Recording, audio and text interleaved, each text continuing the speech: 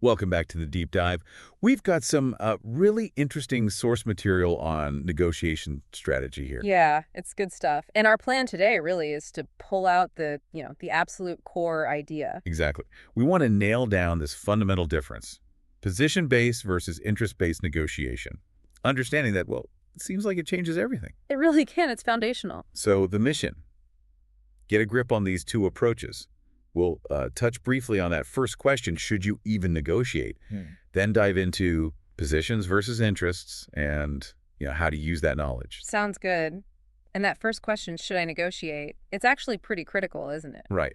The material flags it as the starting point. Yeah, because sometimes, well, maybe negotiation isn't the best route. You got to weigh your options first. Maybe there's another way. Good point. Okay, so let's say you've decided, yes, negotiation it is.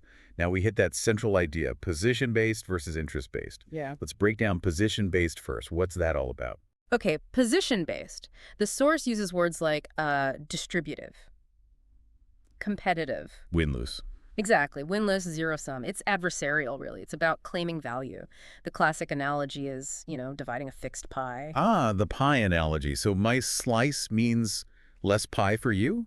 It's about sticking to your guns. This is my price. I need it by Tuesday, that sort of thing. That's the essence of it, those stated demands, those hard lines. Got it. Okay, so contrast that with interest-based negotiation. How's that different? Totally different angle. Interest-based is described as integrative, cooperative. More like win-win. Yes, aiming for win-win. It's a non-zero sum. The focus shifts to problem solving, to creating value, making the pie bigger before you divide it. Making the pie bigger, I like that. It's less about fighting over the existing pie and more about, hey, how can we bake a better, bigger pie together? Precisely. It's about looking behind the positions. And the source material visually puts it like position, then a big space, then interest, almost like a spectrum. Kind of, yeah.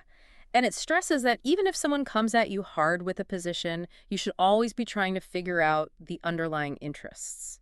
Why they want what they say they want. Exactly. What are their real needs, their concerns, fears, hopes?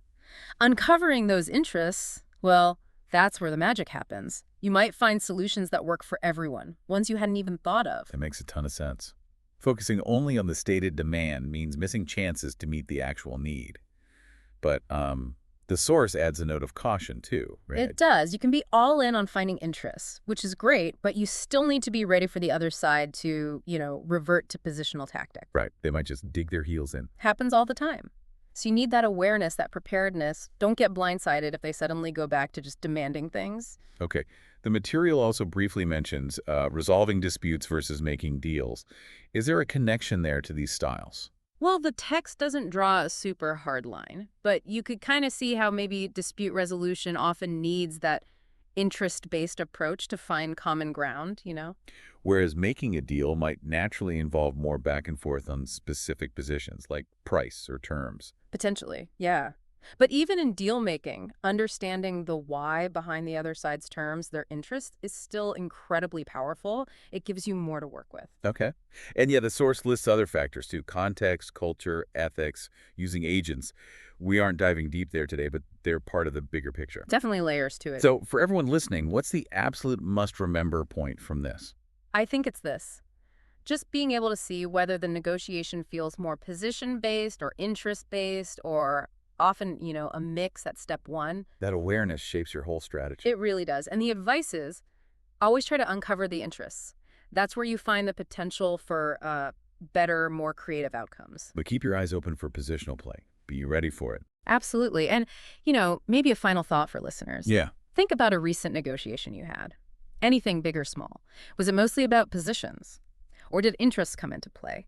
And just wonder, what might have shifted if the focus had been different, if you'd pushed more on interests or if they had something to chew on?